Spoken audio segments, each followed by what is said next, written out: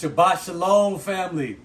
I am your brother Haji Golightly. In the Israelite tradition, I'm known as Sar Dawid Yehuda. We thank the Most High for this glorious day. We sitting outside amongst nature on our tribal land. You may hear the wind blowing, the chimes going. It may not be one of our typical podcasts, but it will be something that's effective to try to help men and women rediscover what's necessary for them to be able to have their sons, from the youngest to the oldest to those that's in the middle, come in alignment with them so that they can be what? One man. One man. Hallelujah. We are honored, we're privileged in that I am the son of William, who was the son of Daniel, who was the son of Freeman, who was the son of George. Hallelujah. I thank him for my mother, that fertile environment from which I came from that could produce a God in the earth. And in turn, I could produce this. So, that being said, family, shout out to everybody that's taking a second to rock with us via the Go Lightly perspective. I wanted to come on this Shabbat with, just some of my seeds so that you'll see that there are different levels and stages in the awakening. That you get to a point that you realize that if I don't have my family, if I don't have my sons and my daughter and my wife following after me, then my whole walk trying to get back to the Father has been one that's full of pride, arrogancy, and selfishness. If I don't have those that have come from me, that serve the Father, what type of father am I? The Honorable Dr. Thomas Murray, he put it this way. He said that you do not have success without let me start over. You don't have success without a successor. I have a successor. I have successors. I'm trying to produce an heir. That's the goal. That's the intentionality. And as well as my intention is to try to help you, patriarch, to develop the same thing, because I know you have sons that have gone astray. I know you got 14-year-olds that it's kind of difficult to deal with them. I know you may have sons that are in their 20s that may not necessarily want to hear what you have to say. So what we're going to do, we're going to have a quick conversation just about what was beneficial to you, Yosef being my oldest. What was beneficial to you to help you recover, reclaim, and control your righteous mind, to help you come back in alignment with your Father, to say, hey, I'm going to do what he's asked me to do. So just talk to the people, answer that question. How were you able to do that? What were some of the things that were beneficial to you? Some of the things that were beneficial to me is understanding family, doing the whole family dynamic the right way, and everybody being submitted to one person. Or in a sense, at first it wasn't like that. Mm-hmm. But how did it get like that though? So let's talk about that. Because you said something. Everyone submitted to one person. Mm-hmm. So just so that it's firm, who is that one person? Abba, our Father. Okay. So we practice patriarchy, where the Father is the ultimate decision maker, and he defines what the culture, what the religion, what the doctrine is going to be for that home. It is not the woman's job to define that for the house, right? Now, the question is, you say that you submit to me,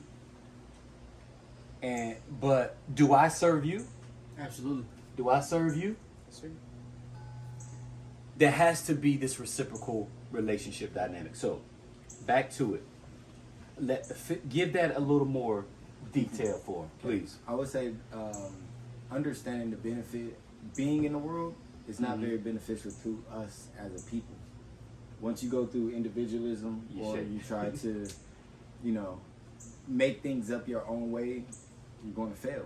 So even in that sense, I remember talks that we had where you used to tell me, like, son, if you do this, this is what's gonna happen. Mm-hmm. If you do A, B, and C, this is about to happen to you. Mm-hmm. And me being prideful, arrogant, and not having my father in that proper stead in my life, but more challenging him and his thoughts and doing what I felt like was best, I was bumping my head. I was losing my resources. I was doing things that were counterproductive to my life or counterproductive to the where I wanted to be in life. So ultimately, once you understand that you are him, you guys are one already. Like, he gave that seed so you can even be here. So I am him, right?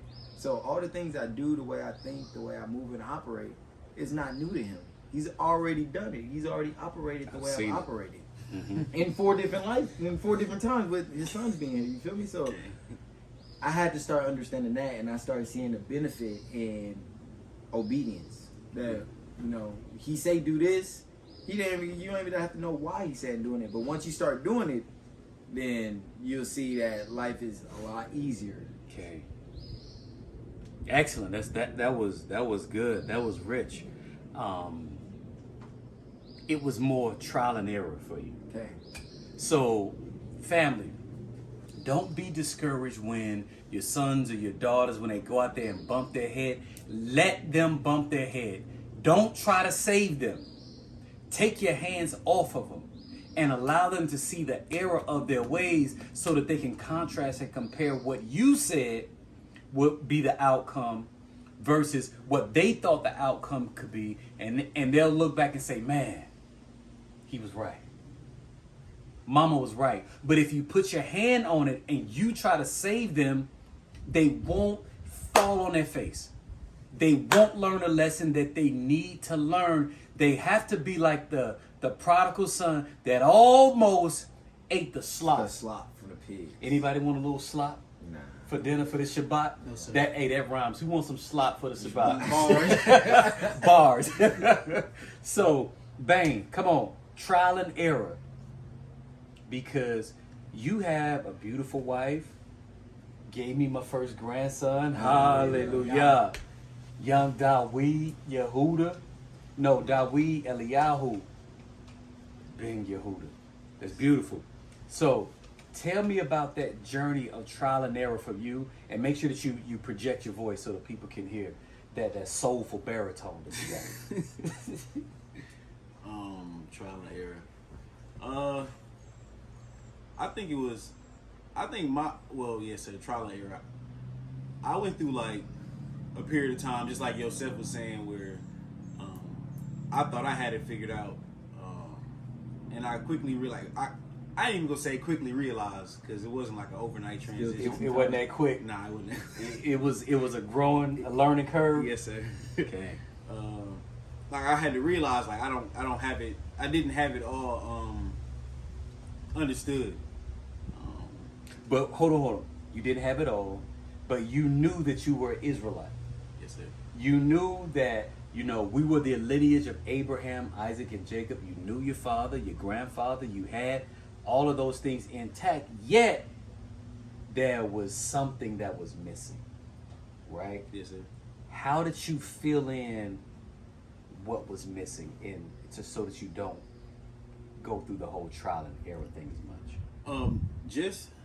Just recognizing you and your position, and like the L over my life, like my steward, the person I'm supposed to submit myself to, like Yosef was saying.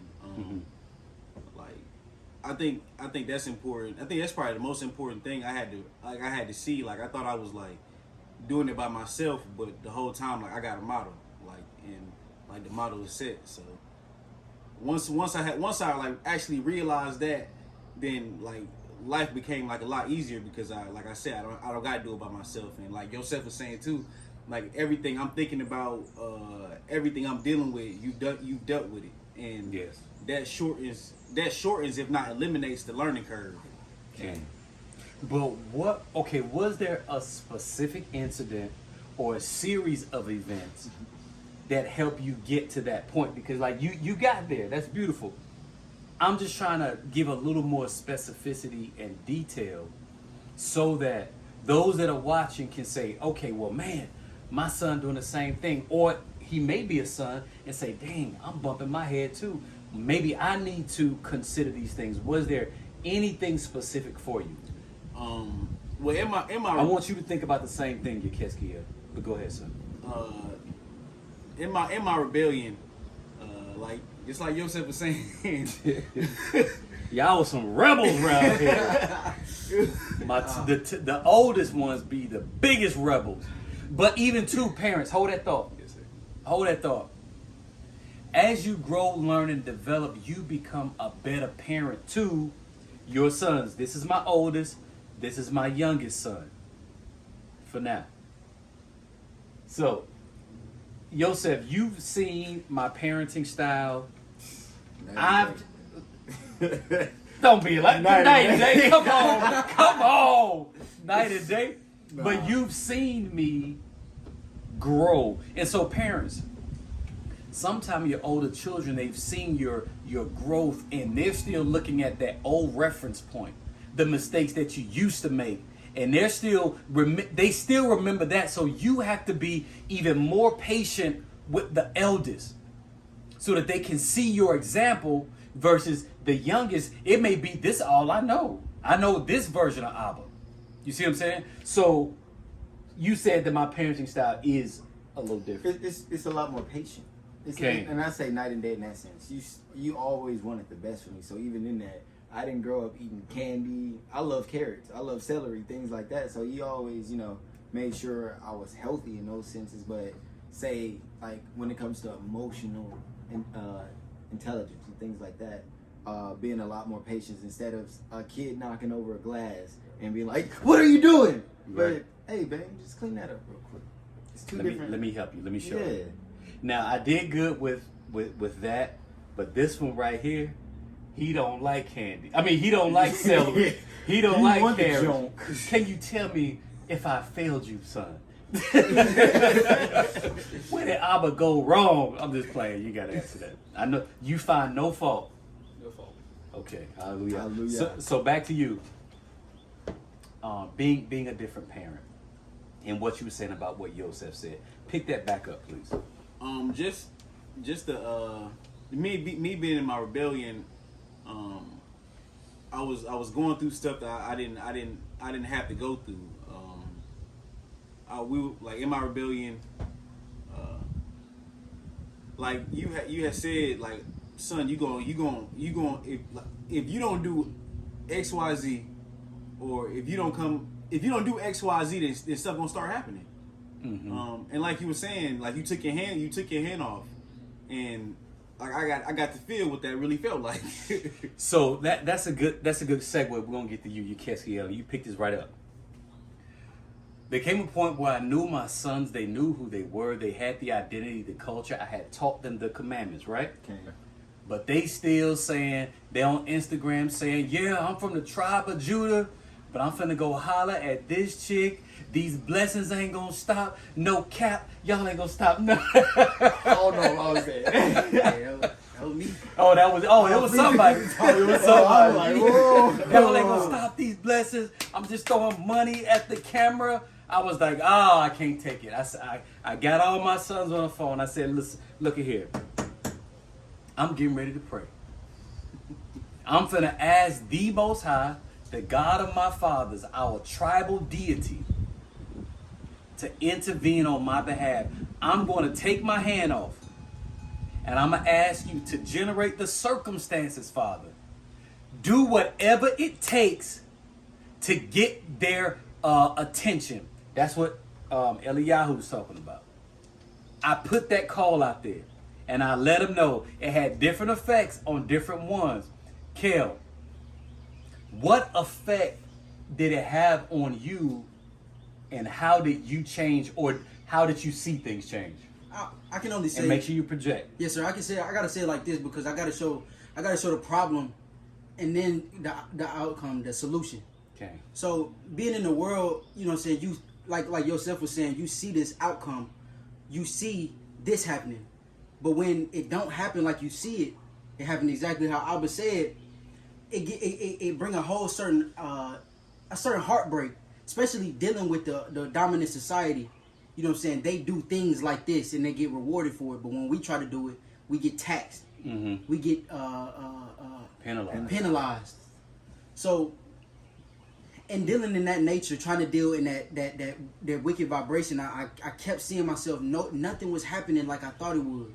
It worked for them. Like, why can't I do it that way? Mm-hmm. So when I would put that call out, I'm sitting here. Okay, my mind is still stuck in this this duality.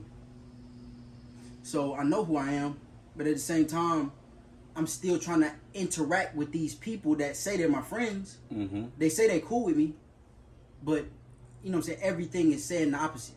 Right. So when you put the call out, me still trying to acting like a plumb fool, Mm-hmm. I started losing things. Stuff. I started my emotional imbalance because I couldn't understand what was going on. Mm-hmm. I couldn't understand it. And it wasn't until you put the lens on it to where we were supposed to look at it, to where this is how you should see your life. Mm-hmm. You are literally me. You know what I'm saying? I am you. That's what I mean. But you are literally me, and this is how you should see your life. Now you trying to look at it out the lens of these wicked people, Mm-hmm. and this is the outcome you're going to keep getting Right. unless you submit. Very good. See, and a lot of parents are afraid to give their sons those optics, that perspective. No, he's his own man. Let him go and discover whatever they want to discover. Series of events, trial and error. Their daughters are having their heart broken. They're being abused. They're getting exposure to this world that wants to take them captive. They want to take our sons. They want to pervert and corrupt and use them in establishment or maintaining their power structure. Thank you, son.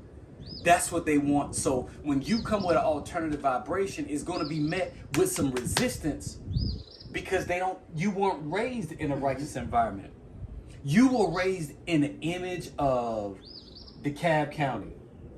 Stone Mountain. Stone Mountain. You were raised in the image of Los Angeles. You know what I mean? Leimert Park, Southwest, 109th and Normandy. You were raised in the image of Camp Creek, Stonewall Tales. You had the least amount of damage, exposure to the world since Abba came to the truth. But there was still something that Yeshayahu had to release.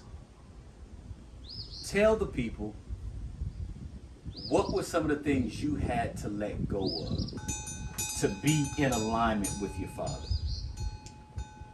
Well, I went to public school for a while, and being in that environment really will corrupt someone. All these different people with all these different opinions on who you should be, rather than trying to listen to who actually knows what you should be. They're trying to direct you in all these different directions, and it's not good for you. There's, I'm gonna pretend to, how should I phrase this? I'm gonna rebel, I'm gonna be different. I'm not everyone else, I may be an Israelite, but I still have all these friends. This is still all great, all peachy. I had to let go of a lot of friends. Then there's the... Hold on, you said you let go a lot of friends. Did you let the friends go, or did the friends let you go? Friends really let me go. So you even the way that you frame it is like you lost something that you had versus what you had walked away from you. You see what I'm saying? But go ahead, son. Because the second that quarantine hit, phones work two ways, and wasn't working on my end. So, just got rid of all of them. Haven't spoken to any of them in a long time, but in school I had to keep up a lot of my grades and everything. Wasn't too bad, but then I started focusing on the wrong aspect. I started trying to be a socialite, trying to be the class clown, trying to be the funniest guy, and it didn't work out so hot. My grades just skyrocketed into the ground. Not skyrocketed. Mhm. Took a nosedive into the Plummeted. ground. Plummeted. They didn't plummet. It's just beneath you and your level. Right, it was not reflective of how I was raised. I was raised with care and, you know, just being taught all these different things from a young age. And it was extremely helpful until I felt I want to let go of this and I want to go over there with them. So I'm going to change what I've been taught already. Mm-hmm. It's like when some of the Hebrews tried to go and cut off a piece of their member in order to still try to be circumcised, and Or to sew it back on. Or yes, In the that's book of uncircumcised. Maccabees. The book of Maccabees, yeah. Right. They tried to be like who was oppressing them and who wanted to wish on their downfall. You had to just let go of the rebellion, let go of people. And somewhere in there, I just kind of lost myself a bit. If that's how you could phrase it. Mm-hmm. It was just so strange, so new. You're thrown into a new environment every year, new people, new everything, but being there has taken its toll. That's what I'd say. Right, and see, this is the thing. You have a 14-year-old that, you know, they have difficulty with the whole academic setting. 13-year-old, they get tired, they get frustrated because it's meant to do just that to them, because that's the most dangerous age for young men. 14, 15, 16, it gets really, really difficult for them. And they do have identity crisis. They do have issues with who the father is saying that they are versus what the environment says that they can become, and determine it for themselves. You can do whatever you want to do. You can be whatever you want to be. That is dangerous, allowing them to determine whatever it is that they want to be, but they don't know. They don't know what the hell they want to be. They don't know the direction to go in. And then they put pressure on parents to say, you should support them in this journey that they don't even know the destination that they're on. We don't know the destination. Just support them. Be there for them. No, I'm not doing it. I'm going to give them firm direction and expect them to walk in that. So you patriarchs, you've read the book of Genesis when the father was about to destroy Sodom and Gomorrah, but he chose to reveal it to Abraham because he knew that Abraham was a righteous man, was going to become a great man, and that he would guide and direct his family, his wife, his children after him. This is that example. I'm trying diligently to direct my children, my wife after me. I don't know if I'm going to be 100% successful, but I know that if I follow this ancient example, I increase the probability of his children's children being that righteous seed that the Father wants in the earth. Can he trust you to do that? That's the question. So, we heard how Yekesiel shared how that conversation affected him when I told him things getting ready to go south. I want to hear how it affected you, Yosef, and then we're going to maybe ask one or two more questions. No, I may just allow you guys to kind of like freestyle and just share some pointers, and then we'll wrap it up. But I want to hear how it affected you. Personally, I knew some real stuff was about to start coming down the wire. Like, even in that sense, even before we was in this walk, I seen my father pray prayers that came true before my eyes. Like, right there before my eyes. Undeniable. Like, undeniable situation. Just for example, I'll give you a quick situation. I remember being a kid. Where did we live back then? That was in Missouri. Missouri. We lived in Missouri. And I didn't live there. I came to You visit. just came to visit, yeah. But we lived. No, actually, you talking about the key situation? Yes. That was in Oceanside. Oh, that's Oceanside? That was in Oceanside. Okay. You were even younger. Wow. So I remember being in the car and Dad basically praying. I'm not really understanding what was going on, but even I have an older brother on my mom's side who verifies the story. Basically, we walked out the house, locked the door, the keys are in the house. Abba sat there and prayed for 6 hours straight. Walked to the door and unlocked the door. Bare hands. Just twisted that thing and open. Bruh. But once you have those examples of life, like prayer really works for our family. So in that, when he said, You gotta believe. you gotta believe. So when he said, son, I'm about to tell on you. You won't so that is we're talking about delegated authority, family. You won't listen to me. I'm your father. I'm going to my heavenly To the father. Heavenly Father. I'm going to my Father now. I'm gonna turn you over. Go ahead. So in this, knowing that his prayers come true, and that when you pray against these things, calamities will come. Calamity came, and that quick as possible. I lost everything. Everything that a man feels like he has as a man, or to make himself propping up or position up to think you are a man, Mm-hmm. all of it gone. So even in that, now I gotta come back with my head down, tail tucked, like I lost it all. But even in that, you like, you ain't lose nothing. None of that was yours. But now I got your mind. Now I'm submitted. Now I'm able to take a knee. Now I'm able to listen to everything you have to tell me and have no feelings, subjugations, and nothing about it. It is what it is. Mm-hmm. See, and as parents, man, we don't know what it's gonna take. The Father knows. Give them over to Him, and you will get the benefit of that, because you don't know what it takes, but He knows what it takes. So, Toda for sharing that,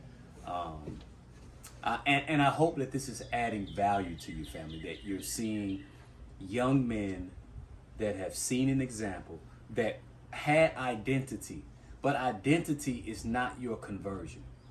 Their minds had to be converted, not just you could know your identity and you began to conform. You put on the fringes. I'm rocking the kufi. We rock the tunics, the cultural garments. Yeah. But if you still got leaven all in here that is from Egypt, you'll end up just being a Hellenized Hebrew. You'll end up you still have that colonized consciousness, which is what I teach against, versus having that kingdom consciousness where I have to begin to walk in the path that has been given to my fathers. And it has not been broken. It doesn't matter if I live in Zimbabwe, in Zambia, in Zanzibar, or Zamunda. Zamunda. It doesn't matter. If I live this culture, I'm going to be all right. So, anything anybody wanted to share, Eliyahu, anything that you wanted to share, just maybe a nugget for a young man or for a father, anything. I think it's important for young men to learn to suspend their judgment, especially That's good. Especially when you dealing with what's the word? When you're dealing with decisions that sometimes that might not be in your station, like to make those type of choices. Mm-hmm. I'm trying to say Higher level decisions that you need some help on. yes, sir. Okay. I think, and then that goes back to the model. Just having a model, you know what I'm saying? Because once a young man gets to a certain age, like Yosef was saying, you start to think that you know a little bit of something, but and I was guilty of that for real. Mm-hmm. Thinking I needed to try to do everything by myself and not really using my help and the people around that the Most High put in my place in dominion over me, just to guide me in the right direction. Having a model makes everything so easy. Yes. I can't stress that enough. And like Yosef was saying too before, that model is you. Mm-hmm. We are all different versions of Abba. So it's never nothing in my life that I could be dealing with that's foreign to the person that I am, which is Abba. Okay. So Y'all I think some handsome versions too, I gotta say. Hallelujah. Hallelujah. But go ahead, sir. no, I think that was it. And I wanted to speak to what happened to me when that car went out. Like Oh man. I was like Sips coffee. I got into like a couple wrecks. Like I got what it took for me. Like I almost had to lose myself a couple times. Meaning lose your life. Yeah. Yeah, Fly through a windshield without a seatbelt on. yeah. Go ahead, come on, tell us. You Yeah. got to tell the whole story, but Yeah, Please share. I wrecked my car. I wrapped it around a tree. Unscathed. I'm talking about. I didn't even have my seatbelt on. I just hopped out, walked down the block. Hallelujah. That's just crazy. even in that you were protected. Because see, here's the thing. Hold that thought. Yes, sir. As a parent, you have to be like the Most High. You don't overreact to the stimuli, the situation, or the problem that your child may be in the midst of because you see them further down the road than they are. We don't, as a patriarch, you can't just see in the now. You're connected with the now, but I know that later in life, he's going to go on to do great things. So the father didn't cut you off at that point because he knew he making a mistake, but he corrected you in measure. And that's what the scripture says. I try to correct you guys in measure, never correct you in anger. Because I can't lose control, then be mad at you and try to discipline you for losing control. It doesn't make sense, but please, go ahead, son. I got into that wreck and I was at work one day. Well, I think I was at work one day and I was in an aerial lift, and basically, like I was in a machine and a forklift fell on top of the machine that I was in, and I was tied off wearing a harness, so I could only go so far. Right. Attached to the machine. Yeah, and like it was just situations like that. It was some more situations, but When you almost lost your life multiple times. Yeah. Situation? Wow. I'm talking about, and it was like this was in like 2 weeks of Abba making that call. Mm-hmm. Oh, I know. Like, yeah, I think the prayers of Abba is really what saved me, honestly. And I was making like a lot of mistakes, but at a point after I had got to that point, you know what I'm saying, I just realized like I cannot be the best version of me until I know what that looks like. Right. So Very good. Very good. Toda for sharing. Toda. Ikeskiel, you had something? I wanted to say the aspect on feelings. Mm-hmm. It seemed like from downfall to I'm gonna say not knowing where I will be the next day, like that type of mindset, Mm-hmm. to where we are now in today's setting, where we're connected to our Father. It was a lot of feelings in between there that I had to overcome, suppress, and deny just to get to this situation. So individuality. Mm-hmm. It's just a lot of things that you gotta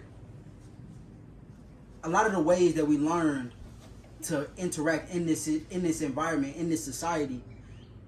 Every step you shed a little more of it to get to the next point, because if you don't shed it, you're not allowed into this next point. No. And I just wanted to share that because that's so prominent, because unless you shed that iniquity, Yes. that operating system with this wicked environment because you got to operate that way to be accepted by them. Mm-hmm. But They once programmed you to. correct. But once you said that, more and more, you were invited into holier spaces, and that I really do appreciate that. King. That's good. Very beautiful because, you know, we got some IT guys here, and you know, you can reset, try to wipe out a hard drive, reset a computer back to the original specs, which that's what we're trying to do. We're trying to go back to the original programming of the manufacturer and the creator. But somewhere along the way, it's some old code that's still on that hard drive that may not have been wiped away. Firmware. A little bit of firmware. Am I right or wrong? Little one, It's still a little bit in there, and it'll come up and it'll rise just like what? That leaven. Just like leaven. It ain't all the way gone, so. But we continue to receive programming from above, from the source, to help us to overcome this dominant environment. Man, that's why the Matrix was so deep. That's a whole other conversation. Yeshe Yahoo, did you have anything closing, anything that you wanted to share? Parting words. Listen to your father. You know, he's always gonna know best, even when you're like, he doesn't know what I'm going through. He's never done this. He has Arrogance, done this. right? He has done this before. He's gone through all these steps that you're taking currently, and he's already gone through them, and he's the man you see before you today. So just listening to him, you can skip a whole lot of anguish and trying to figure things out for yourself. Okay, toad off for that. So men, I've said this before. Have you made the walk and your parenting attractive to your sons? Do they look at you as someone that they want to be, want to become, or someone that they can't wait to get away from? That's determined by your leadership skills. Like, I'm not friends with, me and my sons, we're not friends. We're very clear about this whole friendship component. I was not trying, well, there was a time I was trying to be Yosef's friend, but that backfired. And I had to, put it in line. We not buddy-buddy. I love him, respect them as young men. Am I right or wrong? Do I respect you as young men? Yes, sir.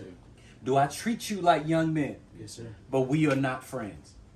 That comes later in life, where they now have similar mindsets, similar understandings. They have some similar experiences where that friendship can come along. But we love each other. I love them because I'm like an octopus right now. I need a couple more appendages to have 8, but it's coming. Hallelujah. Hallelujah. All right, family. Love you. Bless you. May the Most High strengthen your houses. Shabbat shalom. And we'll talk soon. We may do one more. I think we need to do it. Have a conversation. Maybe picking it back up on feelings. But also alcohol. That drink. Alcohol. That good brew. Because I've had many conversations with my sons about adjusting their relationship with alcohol. Some people don't drink alcohol. Some people do. I have a glass of wine, maybe some strong drink here and there, but we may have to have a conversation about that, We'll see. We'll see how the father leads. We got Yosef for one more day. My bang going back out there to LA. And but yeah. All right, family. Shalom, shalom. Blessings to your house. May the Most High enrich you. May you never lack a man to stand before the Most High. What we're doing is prophetic. I'm trying to turn the hearts of the fathers back to the sons, and the hearts of the sons / children back to their fathers. This is an example for that. And if you've been good to you, then shout hallelujah. Hallelujah. Shalom, shalom. Shalom, shalom. Go ahead and stop.